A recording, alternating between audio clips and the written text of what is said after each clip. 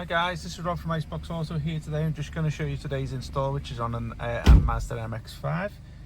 This is the 10.25 inch screen which has gone into this car. I think it's about 2014 years age car anyway. So as you can see, this is the original menu of the car. Obviously you just control that via your normal command section between the seats, and you can just simply go over onto the aftermarket side, which is the Android operating system. Just come with built-in CarPlay and Android Auto.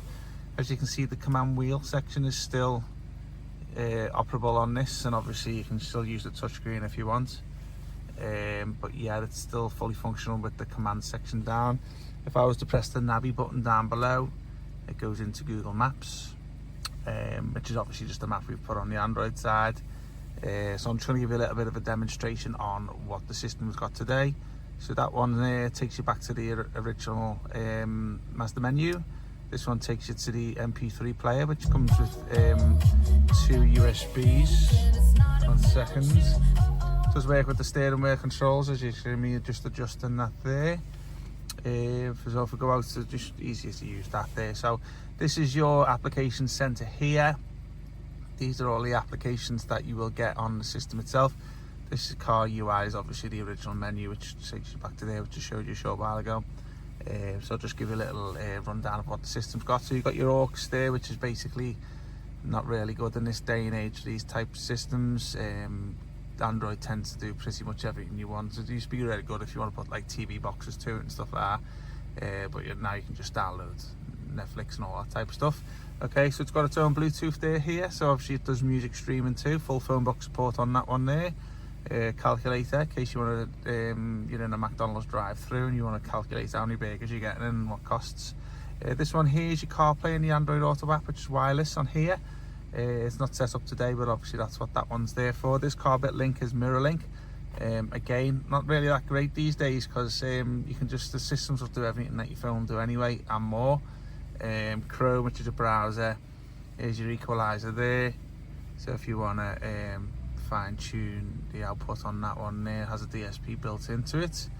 File manager, if you want to upload any applications onto there that you can't get in the Play Store, you can do that. Gallery, which is just basically picture diagram. So obviously, again, I say just to show you, the command section still works in that one there.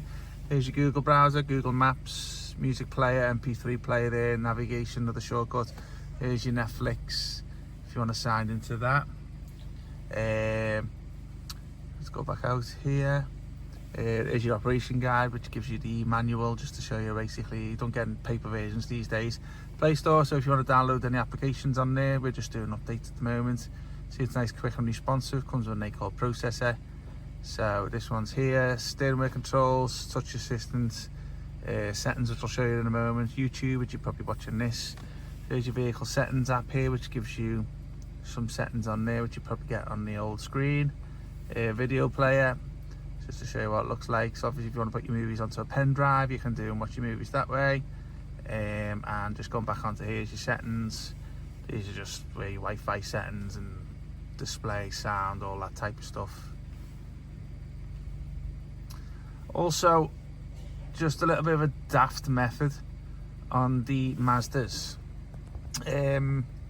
Pretty similar to the Audis and the MMI boxes that you install and stuff like that. So basically what we've had to do, pretty much just the purpose of how these work, is it works into the auxiliary of the car. So basically, if you've got nothing plugged into the auxiliary port, then your aux channel is greyed out. So today, we've had to basically just plug a wire into the auxiliary, just the other end's loose. Now what that does is, on the original Mazda menu, the aux channel is not greyed out because it thinks that it's got something in there. So if you don't plug that cable in down there, then the aux channel's greyed out and you won't get any sound. Don't ask me why. Bit of a daft method with the factories at the moment. As I say, these are similar.